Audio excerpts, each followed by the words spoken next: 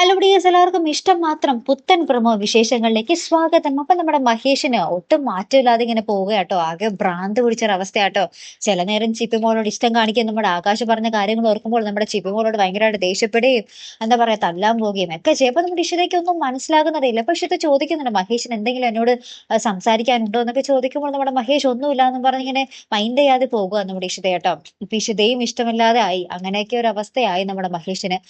പിന്നീട് നമ്മുടെ ആകാശും വിനോദും തമ്മിൽ എന്തൊക്കെയോ പ്ലാൻ ചെയ്യുവാട്ടോ നമ്മുടെ ഇഷിതയ്ക്കെതിരെ. അപ്പൊ നമ്മുടെ ആകാശ് നമ്മുടെ വിനോദിനോട് പറയുന്നുണ്ട്, മഹേഷിന്റെ ആദ്യഭാര്യ രചനയാണ് ഇപ്പോൾ എന്റെ കൂടെ ഉള്ളത് എന്നൊക്കെ പറയുമോ. അപ്പൊ നമ്മുടെ വിനോദ് എന്തോ പെട്ടെന്ന് ദേഷ്യം കയറിയിട്ട് നമ്മുടെ ആകാശിന്റെ ഒരു ഷർട്ടിന് കുത്തിപ്പിടിക്കുന്ന ഒരു രംഗങ്ങളൊക്കെ തന്നെ നമുക്ക് കാണുവാൻ സാധിക്കുന്നുണ്ട്. അതിനുശേഷം മഹേഷ് ആരോഗ്യോ വിളിക്കുന്നുണ്ട്, എന്നിട്ട് പറയുന്നുണ്ട്, ഞാൻ ഡോക്ടർ ഇഷിതയുടെ ഹസ്ബൻഡ് ആണ്, ഡോക്ടർ ഇഷിതയെ ഒത്തിരി സ്നേഹിക്കുന്ന ഒരാളാണ്, അവർക്ക് വേണ്ടിയാണ് ഞാൻ ഈ വിവരം പങ്കുവെക്കുന്നത് എന്നും പറഞ്ഞ് നമ്മുടെ മഹേഷ് ആരോഗ്യോ കോൾ ചെയ്യുന്നുണ്ട്.